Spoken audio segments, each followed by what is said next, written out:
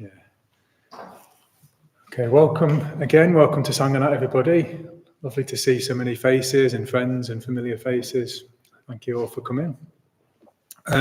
This evening's talk is on a Chinese great Buddhist teacher and voyager, a pilgrim, called Hsuan Tsang. We were talking, that's probably not how it's pronounced, but I'm not going to try to pronounce it authentically. Hsuan Tsang is the closest I might be able to getting it right. But there's he lived in the 7th century, about 600 in the Common Era. He was based in China, and he's had a huge impact on the Asian world of Buddhism and on Buddhism throughout the world. And I'm going to tell a bit about his story, a bit about his journey this evening. But to put it into context with some of the other talks we've had recently, Kukai, who Vidanya talked about in Japan, was in about 770, so about 150 years later than Hsuan Tsang. Dogen, we heard about last week, was 1200 in Japan, so quite a long time after Hsuan Tsang. But the themes, the threads we've been hearing about are both relevant to how Hsuan Tsang practiced and the type of Buddhism that he practiced. So we've heard the idea from the Kukai talk that the world is alive, reality is alive, and it's magical. So we heard that from Vidanya's talk. And we heard last week from Paranita about Buddha nature, that we all have, according to Dogen's idea, was that we all have within us the Buddha nature. In fact, we're already enlightened, was Dogen's teaching, and we don't have to do anything. That's which you have to listen to last week's talk to find out what that really means, because that could be confusing. But those two threads, that we have Buddha nature and reality is alive and magical, kind of come through also in Hsuan Tsang's teachings and his journey.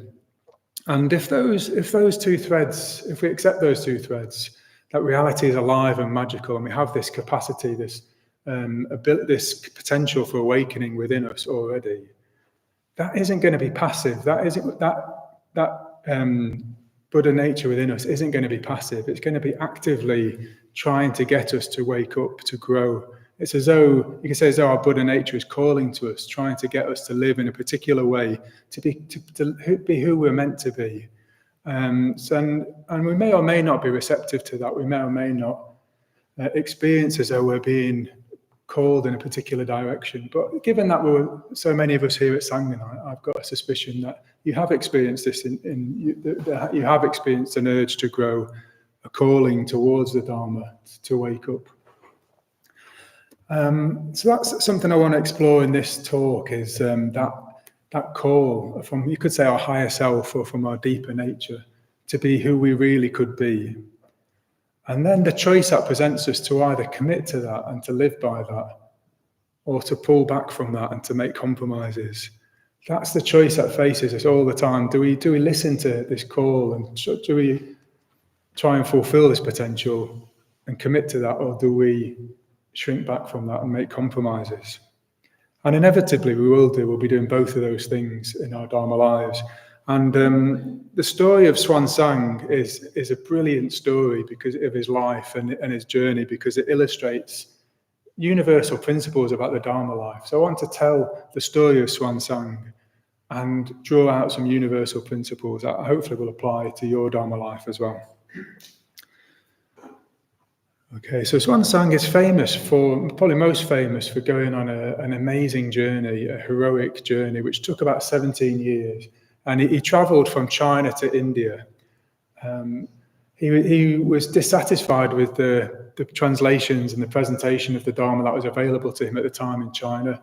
He wanted to go, he had this calling, this urge to go to India, to receive as many teachings as he could and to bring them back to China and translate them for the Buddhists of China. And the journey took him 17 years, we're told. It covered 10,000 miles. He went through one of the most inhospitable deserts, some of the highest mountains in the world. He was attacked by bandits. He met kings. It's an amazing story. It was fictionalized a few centuries later by Wu Chenggen, and in a story called Journey to the West, which became the cult TV program Monkey. So if you ever saw Monkey or heard about Monkey, that's based on a fictional account of Hsuan Tsang's life. So there was these, a monkey, a pig, and a demon trying to accompany this monk to go to China. And it was a cult TV program which made Tim become a Buddhist, that's what I heard. So Hsuan Tsang has affected Buddhism in lots of different ways, and it made Tim become a Buddhist. So I'm going to tell the story, and hopefully it will chime with your Dharma journey. It's an amazing story. I'm just going to pull on some of the threads, a few threads.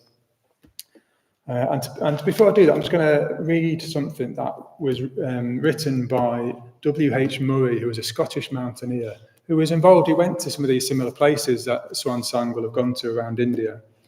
And when he's writing about his travels in the mountains of India, he said this: "Until one is committed, there is hesitancy, the chance to draw back. The moment one definitely commits oneself, then providence moves too. All sorts of things occur to help one that would never otherwise have occurred. A whole stream of events issues from the decision, raising in one's favour all manner of unforeseen incidents and meetings and material assistance, which no one could have dreamt would have come their way. Whatever you can do, or dream you can, begin it. Boldness has genius, power, and magic in it." So hopefully I'll come back to that quote from William Murray. But whatever you can dream you can do, begin it, be bold. And when you commit, all kinds of things will happen that you never would dream would happen, and all kinds of assistance will come your way. So Hsuan Tsang's story is a story of boldness and courage, a heroic journey. But when he was born in 602 in China, Buddhism was around. It was a time of unrest, political unrest. China was split up into lots of different kingdoms, I believe. There was Confucianism, which was already pre-existing, a more secular philosophy rather than a kind of a spiritual religious practice. That was very prevalent. And the beginnings of Buddhist sanghas and monasteries and practices as well. As a young boy, Hsuan Tsang was trained by his father, who was a magistrate in Confucianism and philosophy. At a young age, he said to have grasped some really big ideas. His father died when he was 9, and he went to live with his older brother, who was a Buddhist monk in a monastery. And there, Hsuan Tsang was really kind of soaking up the Dharma and was exposed to the Dharma and given access to more higher advanced teachings that usually he wouldn't be, because he showed such promise.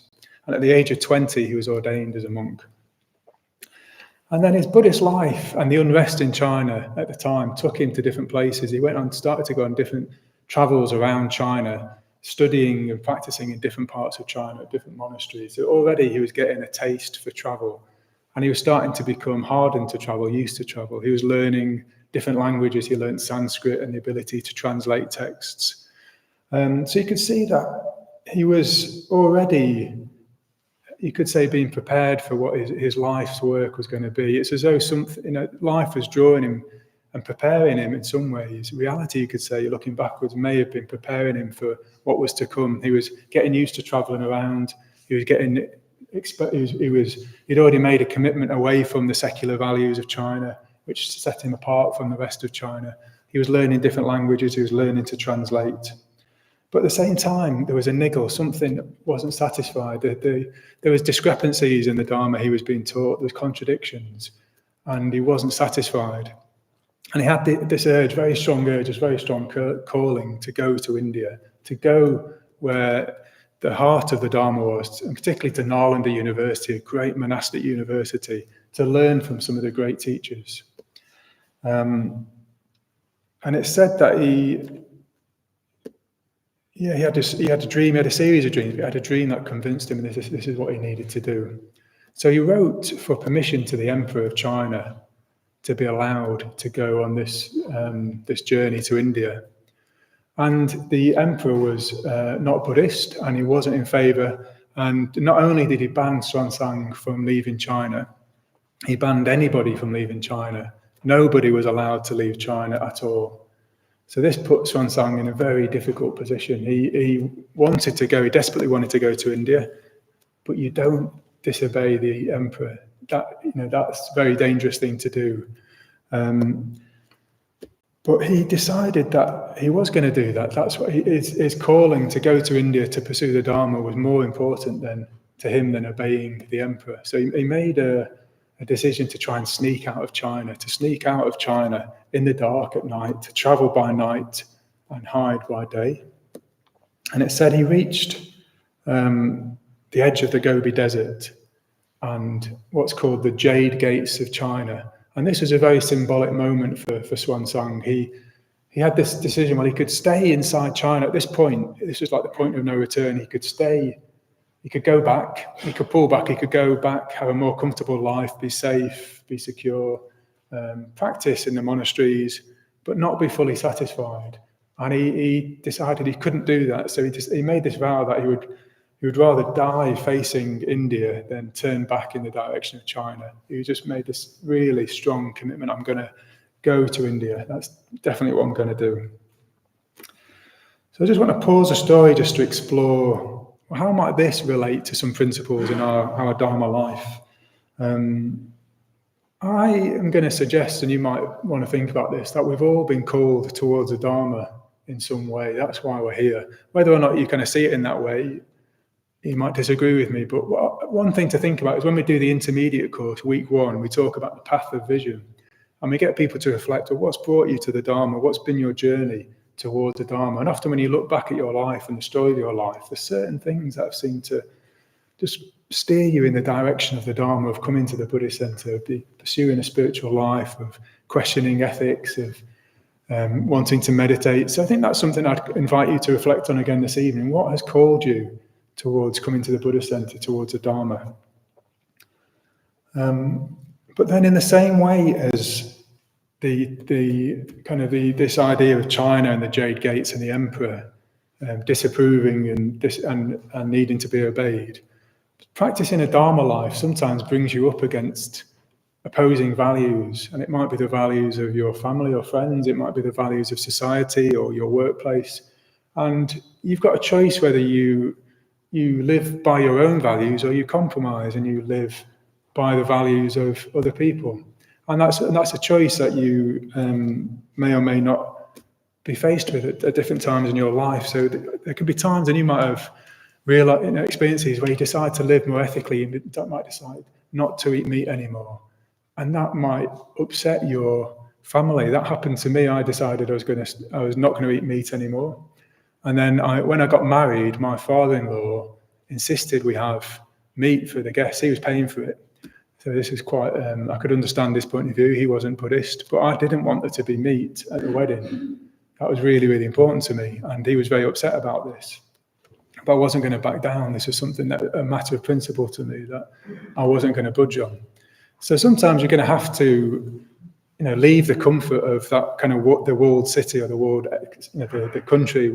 In this story, it's China, but it could, whatever it might be, the workplace, the family, different sets of values. And if you're going to be true to what you believe and your values, sometimes that's going to put you in conflict, and you need to make a choice.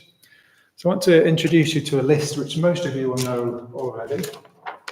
It's a list of the worldly winds, and these are the winds that might blow us off course, off our journey, our Dharma journey, where we're aiming for a more ethical life, for wisdom, compassion.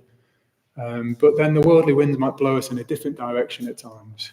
And these are opposite pairs of praise and blame, status and infamy or lack of status, gain and loss, and pleasure and pain. So in this particular instance, we've had the Emperor of China. So this is a severe situation of blame and disapproval. Very, very strong wind blowing against Hsuan Tsang, trying to steer him away from his journey, his path. But he isn't interested in being in that blame or being approved of. And for him, his Dharma journey is more important. So that's again something to reflect on. And we'll meet these worldly winds throughout the story, the talk this evening. Have there been times when you've made compromises that you regret, or which particular worldly wind blows you off course? That might be something to reflect on as well. But as William Murray says, once you commit, providence moves too. All sorts of things happen that wouldn't have happened otherwise. Meetings, events, unforeseen incidents which come to your aid, that assist you, that you wouldn't have dreamed of. So this happened to Hsuan Tsang. He made this commitment. He wasn't going to turn back towards China. He was going to go to India, no matter what. And that's real boldness. So William Murray says boldness has genius, power, and magic in it.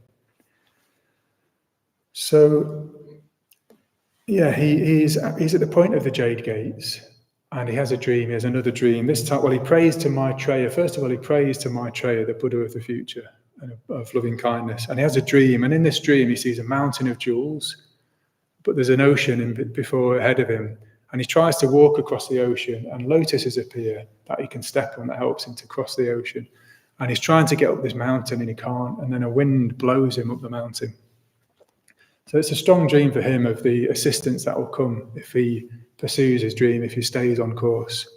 And he decides to go, he makes this vow.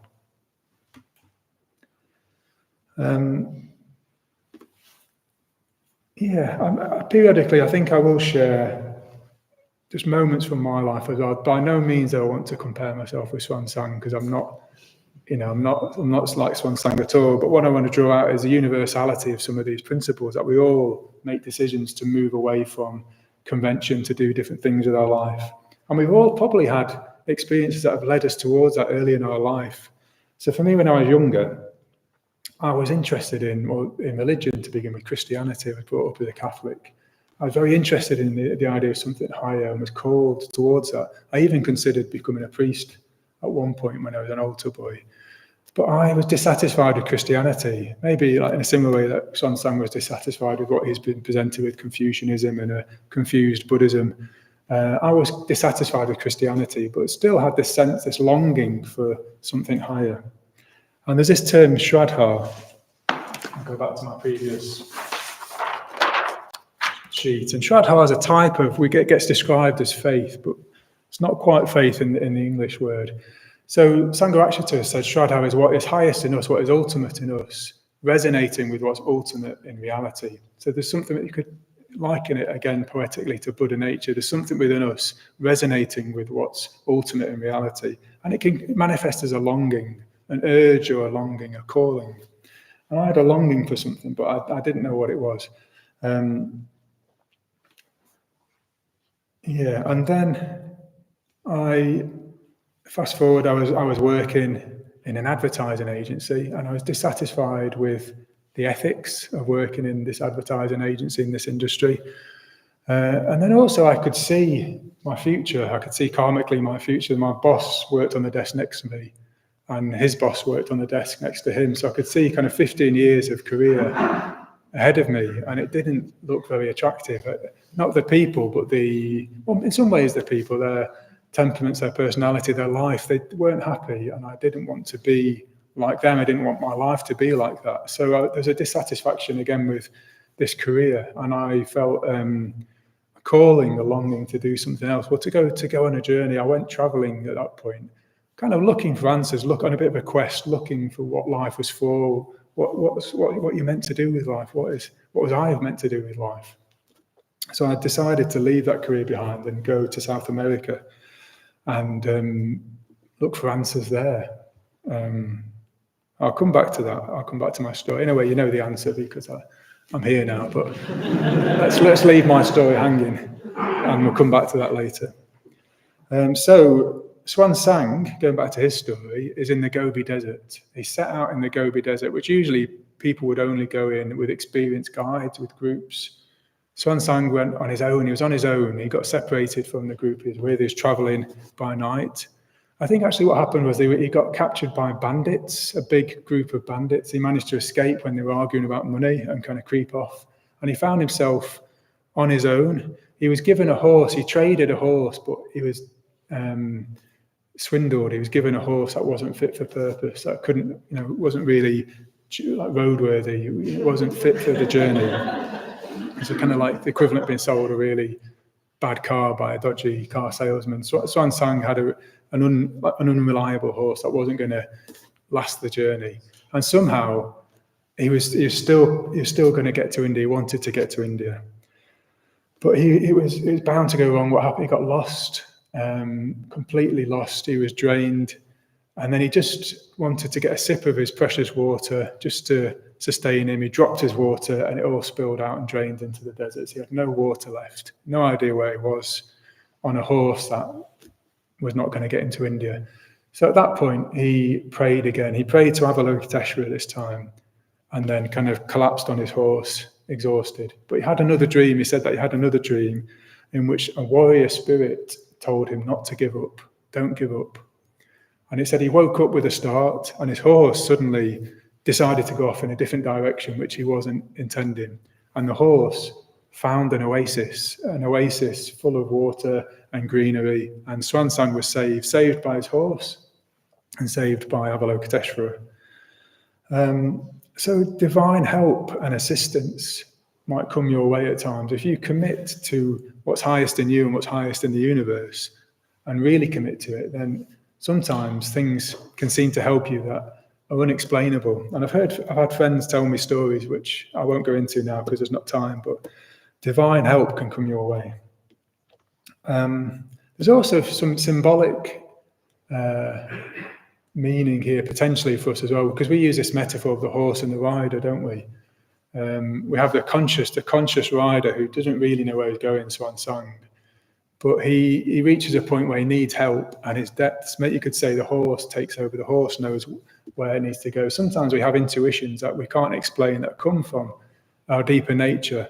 We need to go in a different direction with our lives. It's not working. We don't know, we're lost, we don't know what to do, but our intuition leads us in the right direction. And so perhaps there's some symbolic meaning about the horse taking Hsuan Tsang and saving him, taking him in a different direction. So that's one story of how providence moves. When Hsuan Tsang committed, unforeseen events came to help him. So his journey continues. He goes through different cities and kingdoms, and he reaches the place called Turfan and meets the king of Turfan. And the king of Turfan is really impressed with Hsuan Tsang. He is really impressed by his knowledge and his experience, I think probably by his journey as well, but by his practice of Buddhism. And he starts to throw feasts for Hsuan Tsang and asks to be given teachings by Hsuan Tsang. So Hsuan Tsang stays for a little while in Turfan and befriends the king. But then the king gets quite possessive of Hsuan Tsang and refuses to let him leave. To begin with, he offers him a really powerful position. He wants Hsuan Tsang to become a really powerful figure in his court, an advisor, a high-ranking Buddhist teacher. And he's offered lots of wealth, riches, comfort, power, status, all of the worldly winds, where the worldly winds go. So Hsuan Tsang is offered gain, pleasure, status, praise. He's offered all of the worldly winds. So it's a very tempting offer from the king of Turfan. But Hsuan Tsang isn't interested. He's not interested in any of these things. He wants to get to India. So he refuses this position, and the king refuses to let him leave. So there's this standoff between the two of them. And he's put in a kind of a prison guard, so he can't leave.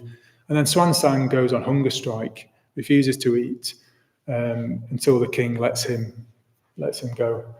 And the king then, we're told, relents and transforms, actually. He's so taken by Hsuan Tsang's commitment, he then agrees to help him, to support him, and to provide him whatever he needs for his journey. So he gives Hsuan Tsang really good horses, really, really good horses, lots of them, servants, gold and jewels. He gives him letters that will unlock assistance in other kingdoms that he's going to travel to, letters of introduction. So Hsuan Tsang has gone from being, someone had to sneak out of China without really knowing what he's doing. Suddenly now he's a person of presence and stature with this entourage, all these kind of, this assistance that's come to him.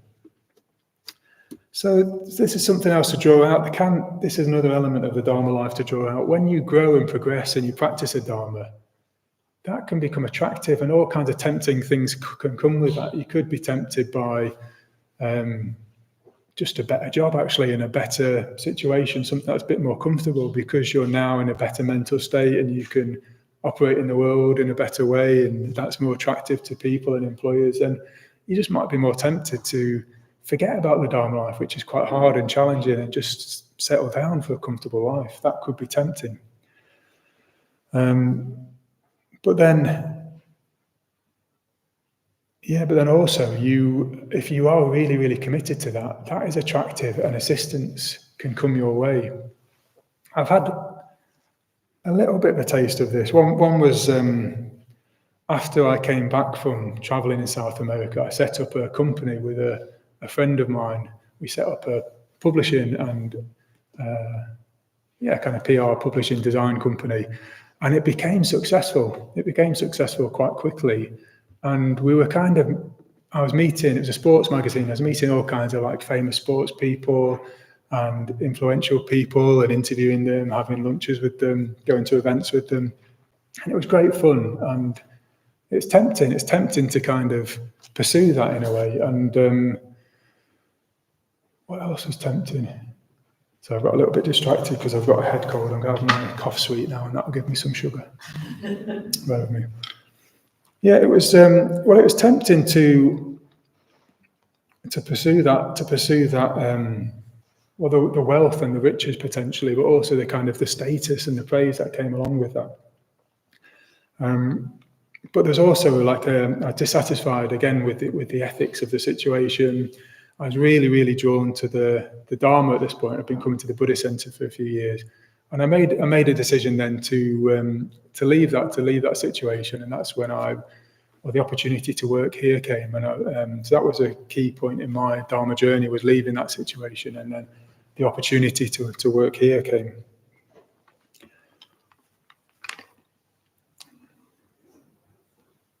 The other thing I wanted to talk about was the building project at the Buddhist Center at the moment. So we've got this massive building, and people there's been this idea to try and get it more energy efficient, which is going to cost hundreds of thousands of pounds. No way we could really do it, but we just had this conviction we're going to try and do it, and Dialogue has been helping me, and other people have been helping. Satyajyoti's been involved. And then a big turning point came where someone came along and gave us lots of money and said, well, I'll pay for you to have an architect. I'll pay towards some of the costs, and that unlocked all kinds of other things. And then we got some consultants involved, and they wanted to help us. And they said, well, you could probably get a lottery grant for this. And they've helped us to apply to the lottery. And the lottery people came to the Buddhist Centre and they loved it. They said, oh yeah, we really want to help you. We could give you a grant for £250,000. And we've never had a Buddhist Centre before, so they really want to help. And then the window companies discovered that the measurements were wrong. It's going to be more expensive. And then the grant provider said, well, we'll give you more money. And then the window company said, well, we'll give you a discount so you don't have to pay anymore.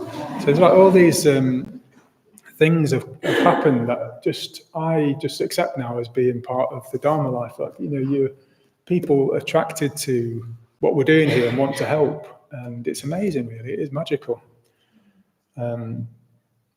So a couple of examples, but you might have your own examples of being tempted away from the Dharma life, tempted by these worldly winds after having made that initial commitment. And the Dharma life is, you need to be really committed to it. So has anything tempted you away from that? Okay, so Hsuan Tsang isn't tempted away. He goes on his journey with all of these servants and letters in gold and horses. And he gets to India. And in particular, he goes on this tour of India. In particular, he goes to Nalanda University, which is this amazing monastic base with tens of thousands of Buddhist monks, a real centre of education where some of the greatest Buddhist practitioners and thinkers are based. And he trains under one of the leading monks there called Sila Bhadra for 5 years. In particular, he trains in the Yogacara. That's what he's particularly interested in. And then he comes back to China. He comes back to China with 20 horses and 657 texts that he's transcribed. He's made copies of 657 different Buddhist texts and brings them back to China. And word of his return journey is he comes back to China. And by this time, the emperor welcomes him back. He doesn't have to. The emperor who forbade him from leaving welcomes him back. Thousands of people are lining the streets to welcome Hsuan Tsang back. He returns as a hero with these riches, these treasures. He's got artifacts from India and Nalanda, and he's got even greater treasures, these Dharma texts, 657 Dharma texts, including the Prajna Paramita text, the Perfection of Wisdom text, including the Heart Sutra. And Hsuan Tsang's translation of the Heart Sutra is very, very close to the translation, but the English version that we use, the form that he translated it and presented it in, is almost the same as the form that we use, I noticed. He had a big influence on Chinese and Asian and Japanese and Korean Buddhism. He presented a clarification on the Yogacara school of Buddhism. So he had a massive effect. He left a kind of outcast, a wanted man, a fugitive, and he returned as a hero. So this is another element of the Dharma life. Your journey might initially put you at odds with family groups, society, workplace, friendship groups. You might have to take a step away from that to pursue your own values and to go on your own journey initially.